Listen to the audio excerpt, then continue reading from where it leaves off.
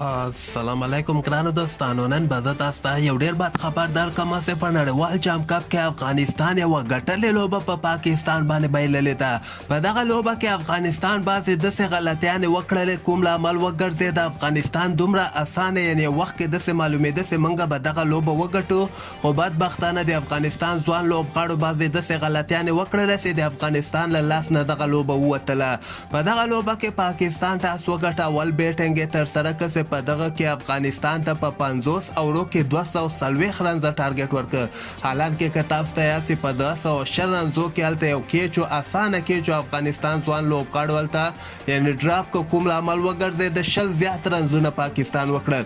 خیر دغلته که موږ راسو 230 240 250 رنزه یعنې چیز کېږي، خو د افغانستان ځوان لوبغاړي که موږ بیټسمینان یې وګورو یعنې خپله ډېر زیات رن آوټ شول، یعنې دومره ډبل اخیستلو په وجه باندې دوی به ډېره په اسانۍ سره خپله ویکټه له لاسه ورکړه. ګوره دا لوبغاړي دومره په اسانۍ سره ویکټه نه ورکوي لکه څنګه چې د افغانستان لوبغاړو نن ورکړلې.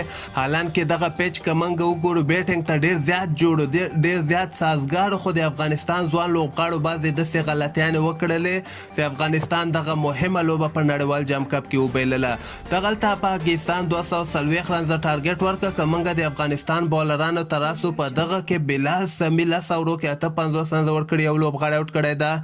نوید زدران بیا 10 اوورو کې 55 رنزه ورکړي، 2 لوبغاړي آوټ کړي. دې نه علاوه نور احمد هم 10 اوورو کې 46 رنزه ورکړي، 2 لوبغاړي آوټ کړي.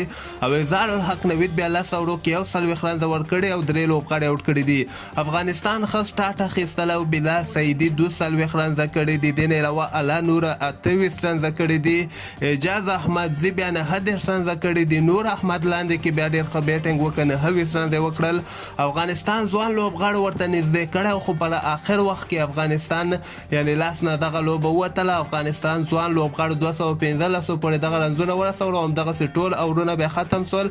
پاکستان په 30 رنزو باندې دغه لوبه وګټلې، یعنې که هغه 20 رنزه پاکستان نه ولکړي نو بیا افغانستان کولی شو چې دغه لوبه یې ګټلې وله. خیر دغلته که موږ راسو افغانستان ته پکار ده چې دغه د افغانستان کوچز که موږ وګورو، یو رئیس احمدزی دی، یو دولت احمدزی ده. دغه دواړه ناکامه لوبغاړي ول، خپل وخت کې بیخي په کرکټ باندې نه پوهېدل. یعنی سم کوچ باید افغانستان ځوان لوبغاړو ته پیدا کړي.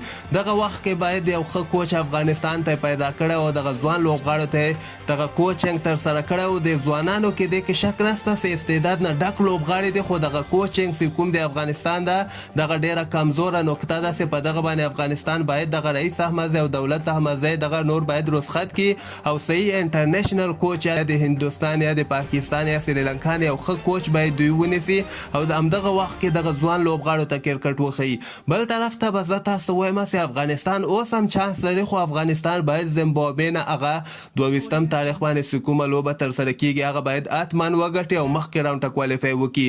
خپل نظر لاندې ما سره په کمنټ کې شریکولی شئ او همدغسې تازه خبرو لپاره تاسو دغه چینل هم در سره سبسکرایب کولی شئ.